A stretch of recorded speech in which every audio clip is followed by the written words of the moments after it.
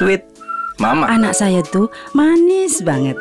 Paling nggak tahan lihat yang manis-manis. Mama kan selalu ingetin. Konsumsi gula berlebih meningkatkan resiko diabetes. Ganti gula Anda dengan Tropicana Slim. Halo, selamat sore sahabat sehat semua yang di rumah aja. Gimana nih kabarnya? Kita ketemu lagi tentunya di Sehat Bersama Tropicana Slim Facebook Live Series, yang dimana Tropicana Slim akan berbagi informasi menarik mengenai dunia kesehatan yang tentunya informatif buat sahabat sehat semua yang di rumah aja. Dan perkenalkan, kembali saya Tommy akan menemani sahabat sehat semua selama kurang lebih 30 menit ke depan.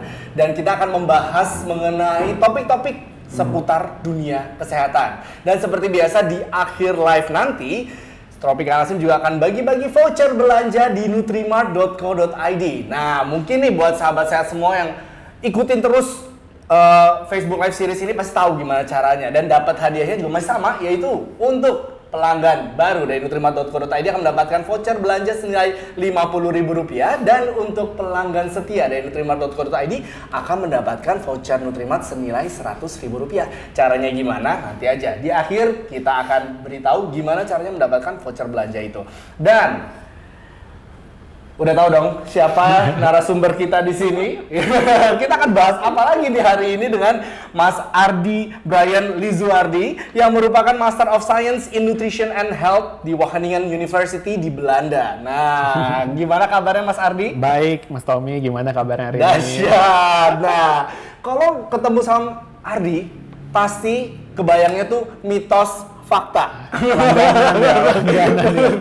Ternyata kita hari ini akan bahas tentang itu lagi nih. Oke. Karena nih, Ardi, jadi setelah mitos fakta yang pertama kemarin, itu antusias dari sahabat sehat tuh banyak banget. Karena bener-bener kayak membuka pikiran kayak, wow, gila ya, selama ini yang gue percaya itu ternyata mitos doang. Dan itu makanya hari ini kita adain lagi. Jadi buat sahabat sehat semua yang mungkin baru join hari ini dan kelewatan nih, wah, mitos fakta apa nih yang udah dibahas di sesi yang pertama, bisa langsung aja cek di Facebooknya Tropicana Slim atau di YouTube-nya Tropicana Slim.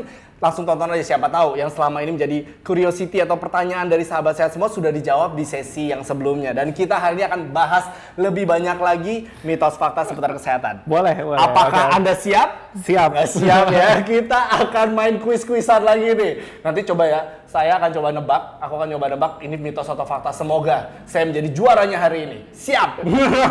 Oke.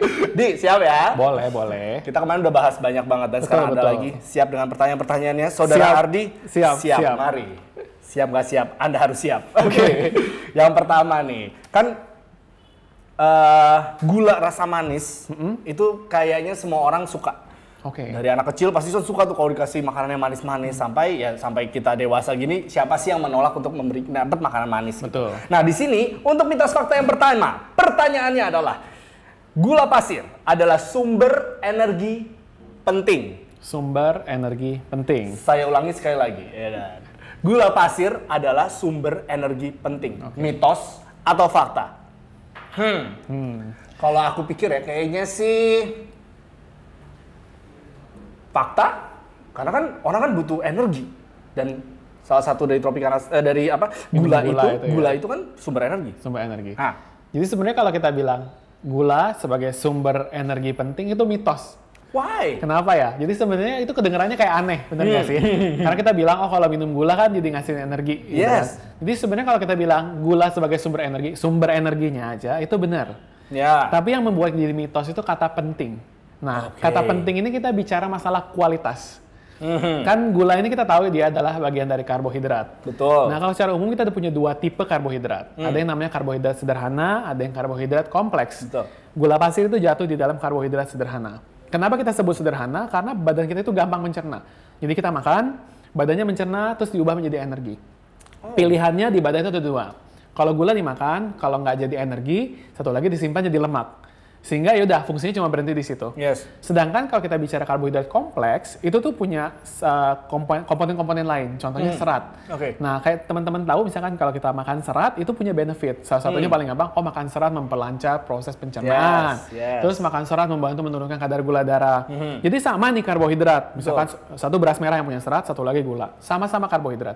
Tapi yang satu itu punya nilai tambah, yaitu karbohidrat kompleks. Jadi bisa membantu kesehatan. Sedangkan gula ya gitu aja, cuma jadi energi. Sehingga tadi bilang sumber energi, betul. Penting salah, sehingga kalau sumber energi yang penting, ya gula nggak jadi sumber energi yang penting. Hanya menjadi sumber energi aja. Oke. Gitu. Dan tadi dari penjelasan dari Adi, aku baru tahu kalau ternyata gula sendiri itu termasuk karbohidrat ya. Betul, itu termasuk dalam karbohidrat ya, gula betul, itu ya. Karbohidrat. Oke.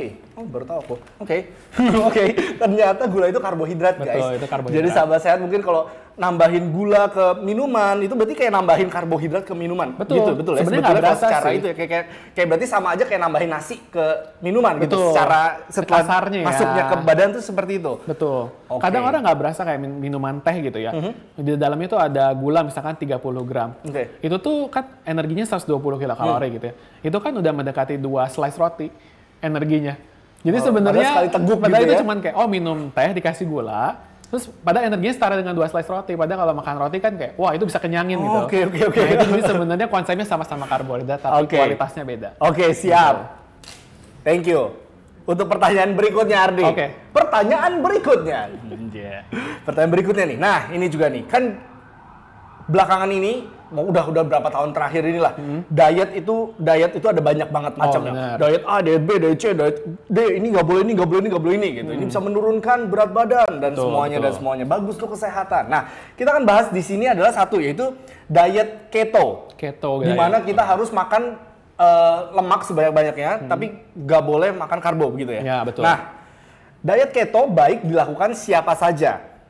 Bahkan bisa menyembuhkan diabetes. Oke. Make sense sih, karena kan makannya lemak aja. Nggak makan karbohidrat. Karbohidrat di sini kan menghasilkan gula. Berarti harusnya bisa dong untuk diabetes ya bisa sehat gitu. Fakta. Mitos. Oke, Mitos. fine. Jadi Kenapa mitos? Kenapa mitos? Jadi sebenarnya tadi benar yang Tommy ceritain tadi. Kan diet keto itu tadi dietnya konsepnya adalah makan banyak lemak terus Betul. menghindari karbohidrat. Betul. Logiknya kan kalau nggak makan karbohidrat kan nggak diubah jadi gula di dalam Yes. badan kita. Kalau nggak jadi gula kan berarti gula darahnya turun. Betul. Sehingga buat diabetes cocok. Yes. Itu asumsinya gitu. Yeah. Tapi sebenarnya kalau kita lihat studi ilmiahnya dalam jangka panjang justru diet keto itu berbahaya. Berbahaya itu bahkan kalau misalkan saya cerita, saya pernah punya satu teman, papahnya itu diabetes dan dia melakukan diet keto selama berminggu-minggu. Oke. Jadi di awal-awal beberapa hari pertama dia tiba-tiba gula darahnya turun, jadi seperti normal, berat badannya ikut turun. Oh. Tapi setelah sekitar 6 minggu dia melakukan diet itu, tiba-tiba di opname di rumah sakit, didiagnosis kena serangan jantung. Wow, oke. Begitu dokternya gali-gali ketahuan ternyata habis melakukan diet keto. Jadi ini sebenarnya kita bisa bilang kenapa nggak aman karena ternyata diet keto fokusnya mengkonsumsi lemak. Jadi secara metabolisme nih badan kita kalau kita makan lemak pasti kan harus dicerna dong di dalam tubuh kita, dipakai gitu. Nah lemak itu kan biasanya udah dimakan diserap ke dalam darah. Nah lemak itu sebenarnya nggak bisa muter-muter di dalam darah sendiri, dia butuh teman. Nah untuk bisa muter-muter dia butuh teman yang namanya kolesterol. Spesifiknya LDL, kolesterol jahat. Yes. Kenapa kolesterol jahat? Karena dia tugasnya untuk menampung lemak supaya bisa dipindah-pindahin. Oke. Nah, tapi itu kan jadi berbahaya karena LDL sendiri itu tuh bisa bikin plak di pembuluh darah. Otomatis kalau ada plak nih menyumbat pembuluh darah, kalau nyumbatnya di kaki mungkin cuman kakinya nyeri gitu. Tapi kalau nyumbatnya di jantung, jantungnya nggak bisa berfungsi. Yes, Kalau yes, nyumbatnya di otak, dia kena stroke. Jadi sebenarnya di jangka panjang itu malah jadi nggak sehat. Tapi kalau misalnya kita bilang di jangka pendek ada orang yang merasakan gula darahnya turun, itu normal karena sebenarnya ya tadi badannya tidak punya karbohidrat, nggak bisa dimemecah menjadi gula, otomatis badannya struggle. Jadi dia ya udah dari lemak yang ada dipecah untuk maksa jadi glukosa di dalam darah, tapi dia nggak bisa.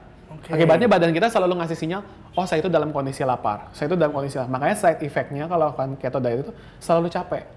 Karena badannya merasa oh aku tuh lapar gitu. Nah itu makanya di jangka panjang malah justru jadi berbahaya. Wow. Nah itu nggak bagus. Jadi itu mitos banget itu ya bahaya. Itu jadi Serem mitos juga ya. Berarti misalnya di jangka pendeknya gula darah stabil, gula darah normal. Tapi sebetulnya itu lagi menyerang untuk organ-organ yang lain. Jadi sistemnya yang lain dan semua berubah dan malah jadi penyakitnya pindah begitu. Kesannya pindah begitu. Walaupun juga diabetes emang bukanlah penyakit yang bisa disembuhkan secara tapi bisa di-maintain begitu ya. Betul. Oke, baik. 2 untuk Ardi, 0 buat saya. Siap. Selanjutnya nih, pertanyaan ketiga. Nah ini udah pasti. Saya yakin ini benar. Yakin ya? Oke, yakin banget. Oke. Gimana? Ngemil, wah ini udah pasti di mana-mana ngemil itu adalah hal yang paling menyenangkan. Dan ngemil bisa bikin kita gemuk.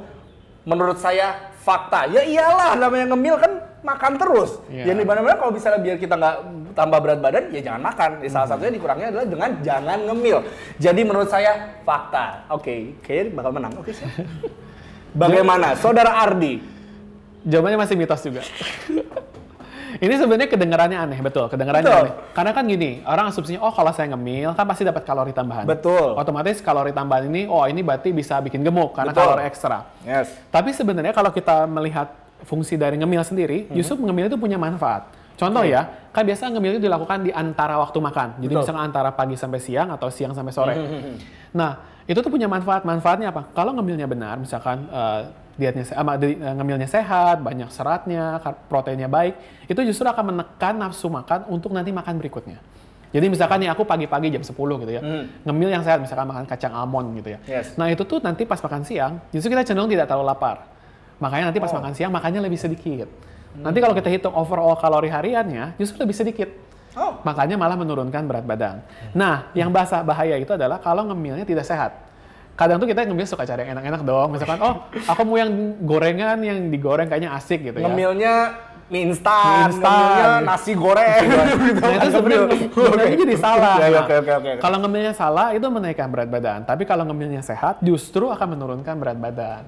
Jadi sebenarnya ngemil itu harus benar, dan itu akan menurunkan berat badan. Jadi itu mitos tadi kalau bilang, ngemil bikin gemuk. Oke. Saya jadi merasa bersalah, maaf ya teman-teman saya yang sering saya omelin kalau lagi ngemil. Jangan ngemil, padahal nggak apa-apa. Padahal yang penting ngemilnya boleh ngemil, tapi ngemilnya harus yang sehat, yang benar. Karena itu malah bakal bikin makan siang atau makan malam kita porsinya sedikit. Betul, terjaga jadinya. Oke, baik. 3-0. Kita lanjut pertanyaan berikutnya. Oke. Nah ini juga yakin. Yakin lagi? Oke, coba kita dengar. Gak apa-apa yakin terus, tapi kayaknya salah terus gimana dong guys. Oke, sahabat sehat. Pertanyaan berikutnya nih ya. Melewatkan sarapan bantu turunkan berat badan. Nah ini so make sense. So make sense. Dimana kita harus biasa makan 3 kali sehari, dikurangin 1 ya udah dong, bener dong. Turun gitu. Turun lah pastilah, kan makannya berkurang jumlahnya pasti. Ini maksudnya secara kuantitasnya berkurang. Ya bener dong. Bener kan sahabat sehat? Yang bilang ini bener, menganggukkan tangan. Kasih tepuk tangan, kasih smile. Dukung saya. Oke, jawabannya Saudara Ardi. Jawabannya itu juga mitos sayangnya. Kenapa? Itu mitos. Tapi sebenarnya itu nggak aneh gitu, karena orang pasti bayangin, kalau saya lewatin sarapan kan otomatis kalori hariannya berkurang. Betul. Bener nggak ya? Pagi kan lewatin nih, berarti overall kalori hariannya turun. Iya bener dong. Tapi sayangnya badan manusia itu tuh nggak sesimpel itu. Jadi di sistem tubuh manusia itu kita punya sistem homeostasis. Jadi ada penjagaan kondisi tubuh supaya dalam kondisi yang seimbang. Nah saat kita melewatkan sarapan, otak kita itu ngasih sinyal sebenarnya, ada namanya compensatory eating. Jadi makan yang dikompensasi. Jadi balas dendam istilahnya. Pagi kan nggak makan. Pas siang nih biasanya ternyata ada studinya. Orang yang melewatkan sarapan, terus disuruh ngelakuin memilih makanan. Mereka cenderung pilih makanannya nggak sehat. Dan saat disurvei lagi, udah milih yang nggak sehat, bener nggak dimakan sama dia? Ternyata bener dimakan sama dia. Jadi kalau pas dihitung kalori hariannya, justru lebih banyak dan lebih tinggi kalori hariannya dibandingkan orang yang pakai sarapan. Jadi 3 kali makan nih, pagi, siang, sore, justru kalorinya lebih dikit dibandingkan yang siang sama sore. Padahal ya itu, kelihatannya 3 kali itu di skip sekali udah oke. Padahal sebenarnya enggak. Berarti aku salah selama ini. Pantas berat badanku tidak turun-turun guys, walaupun tidak makan pagi guys. Ternyata sahabat sehat masalahnya itu ya. Jadi harusnya jangan di skip. Karena tadi bener sih, maksudnya mungkin setelah aku pikir-pikir tadi waktu Ardi jelasin gitu, kayak bener juga ya saat skip makan pagi itu, biasanya kalau makan siang tuh jadi lapar banget, terus kayak aduh pengen apa ya, terus kebayang gitu pasti, aduh kayak makan yang goreng-goreng, crispy, kriuk-kriuk gitu kayak enak gitu, atau yang something yang lebih tempting gitu kayak enak. Jadi pesan itu pesannya banyak ya kan, terus ternyata itu yang bikin itu ya. Jadi secara kuantitas jumlah makannya memang cuma 2 kali, tapi kuantitas sekali makannya itu kalorinya lebih gede. Nah, terus kalau misalnya nih, lanjut. Boleh. Suka lanjut. Misalnya kalau biasanya kita ngomongin bahwa kalau sarapan itu biasa porsinya ya dikit aja lah, makan roti cukup lah, roti 1, yang penting kan cuma buat ganjel doang. Terus makan siang bisa lebih banyak, terus makan malam bisa paling banyak nih. Soalnya kan udah beraktivitas seharian, pasti capek nih. Jadi makannya malam bolehlah makan banyak. Bener atau enggak? Jadi sebenarnya itu juga nggak tepat sih. Jadi kalau kita lihat dari kondisi badan kita ya, dari kemampuan tubuh kita mencerna makanan, konteksnya itu di pagi hari justru badan kita punya kapasitas mencerna lebih bagus. Nah, sedangkan di siang hari itu makin menurun. Di malam hari itu paling rendah. Padahal pola makan kita di Indonesia, contohnya itu paling sering sarapannya dikit, siangnya banyak, malamnya makin Iya, banyak. betul. Nah itu sebenarnya jadi counterintuitif sama badan kita. Bayangin ya, badan kita punya kapasitas besar di pagi hari, Yes. tapi malah pagi harinya makannya dikit. Jadi ya udah dicerna cepat, habis hilang gitu. Di malam hari saat badan kita tidak bisa mencerna terlalu cepat, dikasih makanannya banyak. Yes. Terus dibawa tidur lagi. Makanya kadang Oke. suka jadi bermasalah gitu, Oke. orang yang makannya Oke. banyak di malam hari, justru malah cenderung jadi menaikkan berat badan gitu, Oke. overall kalorinya jadi gede. Oke, berarti benar-benar yang paling tepat sebenarnya paling ideal ya itu ya, makan 3 kali sehari ditambah dengan ngemil yang tadi kita bahas Yang sehat ya, itu, ngemilnya tapi ya. terutama semuanya dengan jumlah dan takaran yang pas Pas, dan sehat betul. seperti itu. Itu malah bisa nggak usah diet macam-macam, pasti berat badan bisa terkontrol dengan cara seperti itu. Betul banget. Oke, baiklah. Mulai besok boleh ya. Saya akan berusaha lebih giat lagi dan saya akan makan lebih baik lagi. Oke. Selanjutnya nih. Udah 4-0 guys. Oke. Selanjutnya. Nah ini. Kecap manis. Kecap manis. Kecap manis adalah kalau saya secara pribadi, kecap manis adalah hal yang tidak bisa lepas dari makanan sehari-hari. Terutama di Indonesia ya. Yes. Ya, benar. Nasi, sambal terasi, kecap manis harus hadir di sana bersama-sama dicampur sama apa? Telur dadar lah, itu udah Oh. enaknya luar biasa, nggak ada kalahin. Oke. Oke. Nah, namanya kan kecap manis, udah jelas-jelas kecap manis. Manis ya. Berarti dia tinggi gula. Mitos fakta. Kalau cuman bilang kecap manis tinggi gula, ya dia nggak cuma tinggi gula sih masalahnya. Oke. Jadi sebenarnya kecap manis tinggi gula, bener. Jadi secara umum itu kecap manis tuh memang dia karena manisnya datang dari gula, pasti gulanya tinggi. Iya. Tapi secara proses sebenarnya dia juga tinggi garam. Kenapa? Wow, oke. Jadi kalau kita bilang bikin kecap manis, itu pasti bikin dari kedelai. Kan Betul. pernah ada iklannya tuh, bikin dari kedelai hitam. Yes. Nah ada proses namanya fermentasi. Oke. Nah untuk memfermentasi kedelai ini, untuk menumbuhkan mikroorganismenya, kita butuh garam. Oke. Jadi di tahapan 1, garamnya datang dari tadi, proses pembuatan kecap manisnya. Yang kedua, saat mendevelop kecap manis, orang tuh bikin strategi sebenarnya. Strateginya adalah supaya orang makan lebih banyak. Jadi ada prinsip gini, kalau kita bikin makanan terlalu manis, orang cenderung nggak mau makan banyak. Oh, karena enak. Enak. Nah, Oke. dia kasih garam supaya orang tuh balance rasanya. Jadi kayak, oh nggak terlalu manis, nggak terlalu enak. Sehingga dia bisa makan lebih banyak. Jadi tadi ada plus kedua, dimodifikasi dari makanan, ditambahkan supaya orang nggak enak. Jadi tuh kecap bukan cuma banyak gula, tapi banyak garam. Supaya orang tuh nikmat makannya. Itu alasannya kenapa tadi makan telur doang pakai kecap manis, jadi nikmat banget. Padahal kan kayaknya cuma kalau dibalik ya, kecap dikasih gula enak nggak? Telur dikasih gula enak nggak? Iya kan, aneh kan? aja. Aneh Tapi kalau aja. di kecap itu karena dia punya tadi ada garamnya, terus ada rasa yang lain datang dari fermentasi, itu bikin jadi enak banget rasanya. Oh wow, itu oke.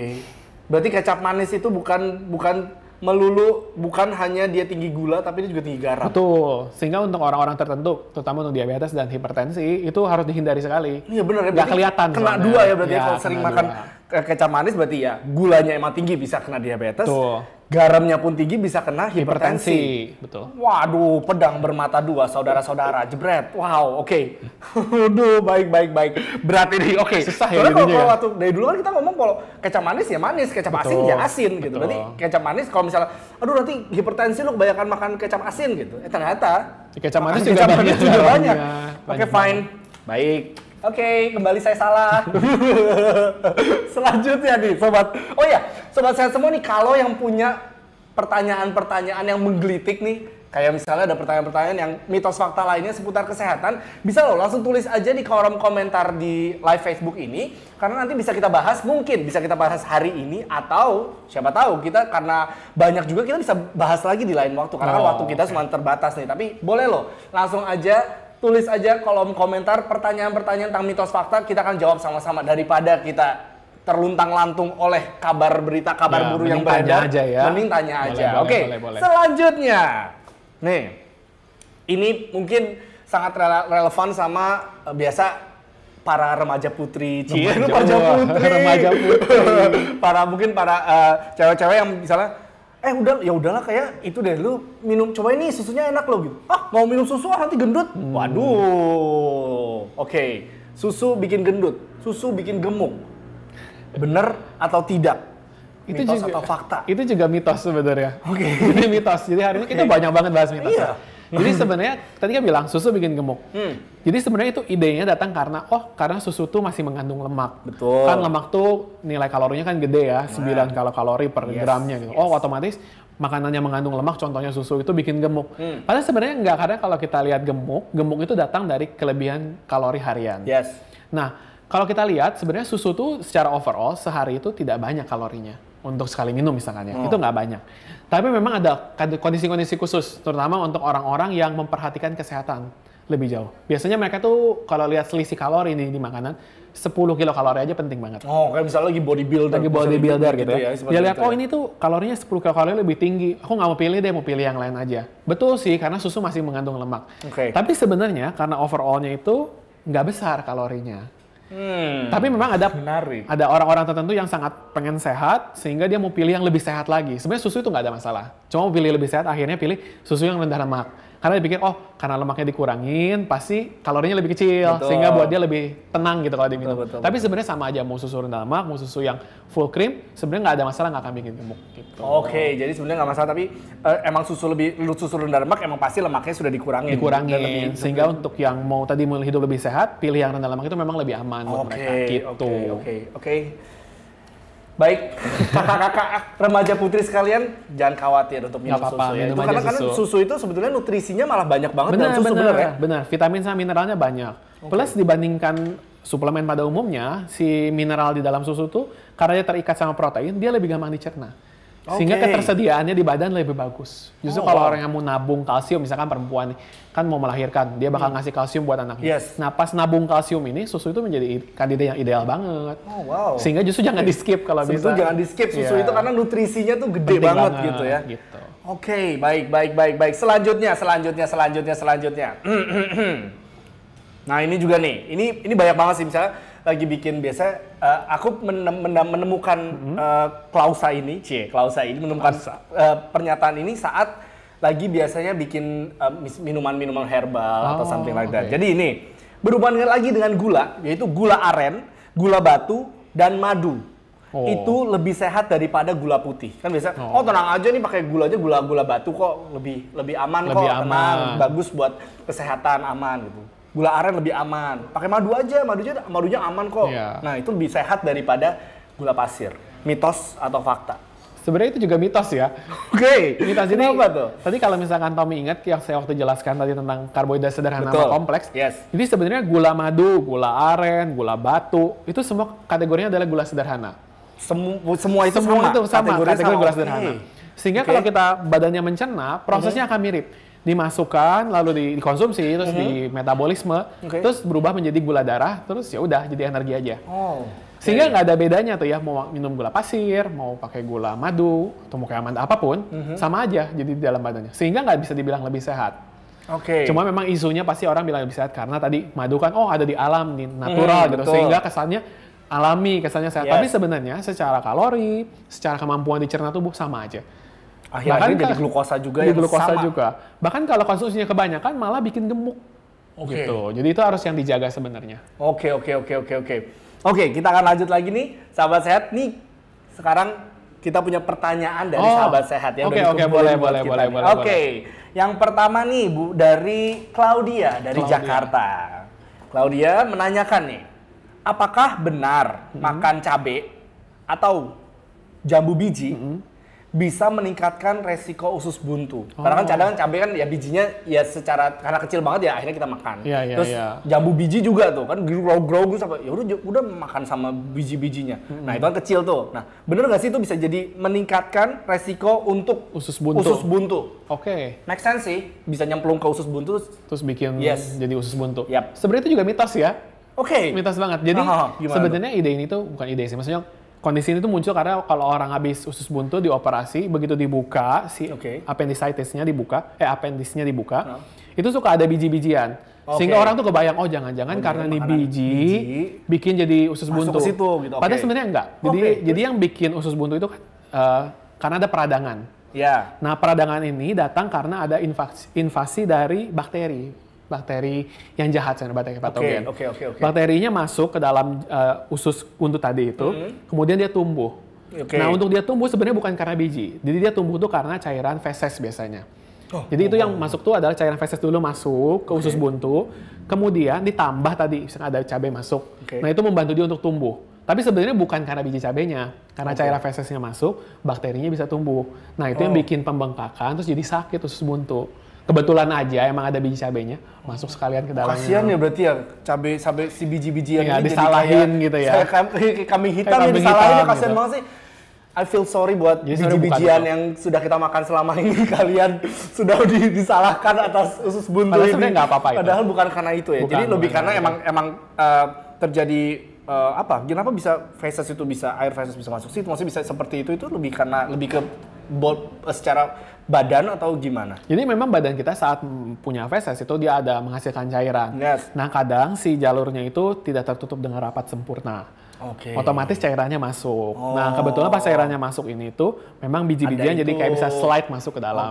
Oke. Jadi lebih karena fisiologi aja gitu ya. Karena ya udah bukan karena biji. Jadi bukan karena biji. Sekali lagi bukan karena biji cabai atau biji dari jambu biji. I'm sorry biji cabai dan jambu biji. Jadi jangan takut ya, masih nggak apa-apa makan jambu biji nggak apa-apa. It's okay. Pertanyaan selanjutnya nih dari Gigario Bima di Bima. Wow di Bima, wow jauh ya. Hai Gigario di Bima, apa kabar? Nah nih sekarang berhubungan dengan sariawan. Gigario nanya, sariawan bisa disebabkan oleh makanan pedas. Aduh kebanyakan makan pedas jadi sariawan. Karena kan pedas mungkin jadi bibirnya itu kayak terbakar, sayangnya luka. Jadi mitos atau fakta itu sariawan karena kebanyakan makan pedas. Sebenarnya itu juga mitos ya. Ini mitos agar ini banyak banget mitos ya. Jadi sebenarnya ide ini tuh muncul karena biasanya gini, kalau mulutnya ada luka, itu kalau kena cabai itu kerasa perih. Sehingga orang tuh langsung mengasosiasikan kalau perih itu sariawan. Padahal sebenarnya kejadiannya itu bukan cabenya. Kejadiannya bikin sariawan itu adalah kalau ada luka di mulutnya. Jadi misalkan nih, kadang gigi kita itu nggak nutup rapat sempurna atau pas ngunyah terlalu semangat. Itu sering banget. Lagi makan ngunyah enak-enak. Nah, sakit kan? Nah, pas bikin luka itu, kan mulut kita sebenarnya banyak bakteri kan? Nah, proses ini yang membuat sebenarnya luka ini menjadi terinfeksi. Makanya bisa tumbuh tuh jadi kayak sariawan. Kebetulan kalau makan pedas, ada sariawan lebih perih. Sehingga lebih kerasa sariawannya. Tapi sebenarnya sumber sariawan tadi karena ada luka di mulutnya. Bukan karena cabenya. Cabai lagi disalahin. Cabai usus buntu lah sariawan. Sariawan usus buntu, sakit perut lah. Padahal itu semua karena cabai. Mohon maaf sekali lagi untuk cabai-cabean. Cabai-cabean dong gua. Oke, jadi bener ya. Jadi sariawan itu tidak disebabkan karena makanan pedas. Tapi karena gara-gara cabai itu pedas, jadi bikin kita mungkin sadar kita sariawan. Jadi mungkin pas cabai itu berdatang, pedas itu datang, itu aduh berasa perihnya gitu ya. Jadi sariawan gara-gara ini nih gitu. Ternyata enggak ya. Oke. Gigario, ternyata sariawan itu bukan karena makanan pedas. Selanjutnya, kita langsung terbang dari Bima. Kita menuju ke paling barat dari Indonesia. Kita menuju ke Aceh. Jauh ya. Jauh. Pertanyaannya sekarang udah se-Indonesia. Sekarang dari Aceh nih, dari Muhammad Hermawan. Hermawan. Halo Aceh. Apa kabar Aceh? Nah, untuk pertanyaan dari Muhammad Hermawan, apakah makan bawang putih bisa mencegah gigitan nyamuk? Menarik ya. Kalau di kartun-kartun kalau bawang putih tuh bikin takut vampir. Kalau ini makan musir nyamuk bikin ya? musir nyamuk yang gigit. Kayak apa jangan-jangan bawang putih itu suka yang menggigit-gigit bisa ditolak dengan bawang putih. Oke, baik. Gimana tuh? Apakah benar kalau kita konsumsi makan bawang putih itu bisa mencegah nyamuk untuk menggigit kita? Itu juga mitos. Tapi ini studinya lucu. Jadi sebenarnya ada orang yang penasaran terus buktikan ini. Jadi dia bikin penelitian ada 2 kelompok. Satu makan ekstrak bawang putih, satu lagi makan placebo. Jadi kosongan, nggak ada isinya apa-apa. Supaya orang nggak bias gitu ya. Terus di tangannya itu sama-sama dimasukin ke dalam box yang isinya nyamuk. Terus dilihat nih berapa banyak nyamuk yang nempel. Terus tiap nyamuk itu nanti ditimbang lagi. Dia mengisap darah apa enggak. Terus lucunya adalah orang-orang yang habis makan suplemen si bawang putih ini, ternyata nyamuknya itu nggak makan lebih banyak dan nggak menggigit lebih banyak. Jadi sebenarnya bawang putih itu tidak mengusir nyamuk. Kesimpulannya, justru bawang putih ya kalau mau dimakan nggak apa-apa, tapi kalau cari benefitnya untuk mengusir nyamuk, itu malah nggak tercapai. Jadi sebenarnya itu mitos. Jadi itu mitos banget. Itu mitos banget. Jadi sekali lagi Muhammad Hermawan, kalau mau mencegah gigitan nyamuk mungkin bukan dengan makan bawang putih, mungkin dengan menyemprot aja.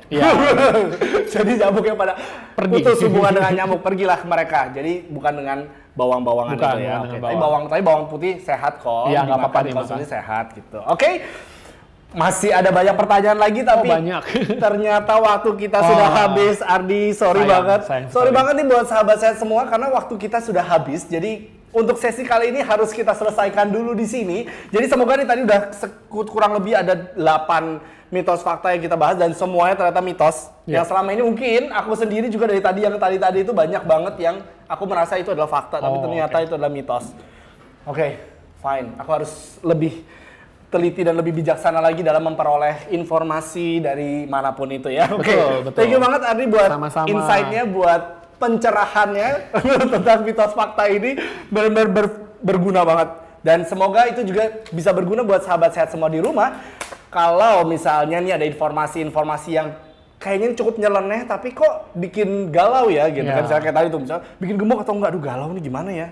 Terus bisa aja langsung ditanyakan ke Tropicana Slim karena kita juga bisa akan menjawab tuh apakah ini mitos atau fakta seperti di acara-acara seperti ini. Jadi buat sahabat sehat yang masih punya pertanyaan mengenai mitos fakta seputar dunia kesehatan, yuk langsung aja dituliskan di kolom ini atau di nanti setelah selesai kan masih ada videonya, tulis aja di kolom komentarnya pertanyaannya apa, nanti kita akan coba follow up pertanyaan-pertanyaan mitos fakta seputar kesehatan ini. Thank you sekali lagi Ardi yang udah join hari ini dan seperti biasa kita akan bagi-bagi voucher belanja buat sahabat sehat semua yang di rumah aja yang lagi nonton Facebook Live Series kita hari ini. Caranya gimana? Caranya yaitu dengan mengisi form evaluasi dari live kita pada sore hari ini. Di kolom komentar sudah ada linknya, bisa langsung diklik di situ, berikan masukan sebanyak-banyaknya buat kami. Gunanya buat apa sih sebenarnya? Evaluasi itu sangat penting. Jadi biar kita tahu nih apa yang sahabat sehat di rumah butuhin, kira-kira kualitas kami seperti apa, perlu ditambah apa. Jadi suatu saat nanti semakin lama kita akan semakin baik lagi dan juga bisa memberikan informasi yang semakin berguna buat sahabat sehat di rumah. Jadi hadiahnya apa? Buat yang mengisi form evaluasi hari ini akan mendapatkan voucher belanja di nutrimart.co.id yaitu senilai Rp50.000 untuk pelanggan baru dari nutrimart.co.id dan Rp100.000 untuk pelanggan setia dari nutrimart.co.id. Jadi nutrimart.co.id ini tempat di mana kita bisa membeli produk-produk dari salah satu dari Tropicana Slim, dari Nutrifood, semuanya bisa beli di situ secara online. Jadi gampang banget, bisa langsung datang ke depan rumah nggak pakai lama. Lumayan banget ya. Lumayan banget. Jadi buat sahabat sehat semua tinggal isi aja form evaluasinya. Nanti kita akan kirimkan vouchernya Rp50.000 buat pelanggan baru dan Rp100.000 untuk pelanggan setia dari nutrimart.co.id. Dan untuk minggu depan nih, kita akan bahas apa? Jadi minggu depan kita akan membahas masih tentang mitos fakta nih Ardi. Tapi mitos fakta yang minggu depan akan kita bahas khusus untuk lansia. Wah, penting nih. Mitos fakta lansia. Kita akan bahas ini bersama dengan Dr. Rudy Kurniawan. Kita akan bahas besok di sesi berikutnya, yaitu di hari Rabu minggu depan, tanggal 1 Juli, di jam yang sama di Facebook dari Tropicana Slim. Facebook Live Series Sehat Bersama Tropicana Slim membahas mengenai mitos fakta lansia di minggu depan. Jadi jangan terlewat nih, terutama buat sahabat sehat yang mungkin saat ini sudah mulai memasuki masa lansia atau punya orang tua atau punya keluarga yang di umur lansia.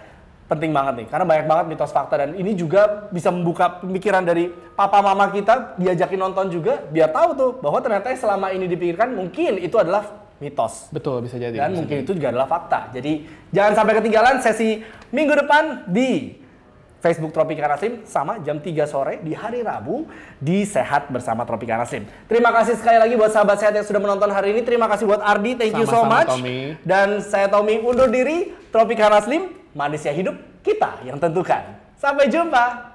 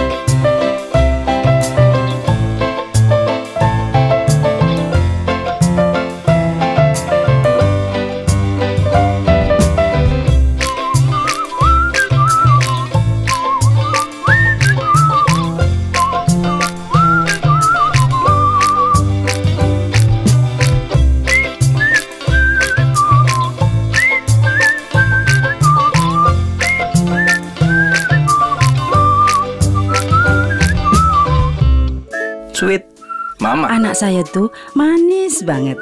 Paling nggak tahan lihat yang manis-manis. Mama kan selalu ingetin. Konsumsi gula berlebih meningkatkan resiko diabetes. Ganti gula Anda dengan Tropicana Slim.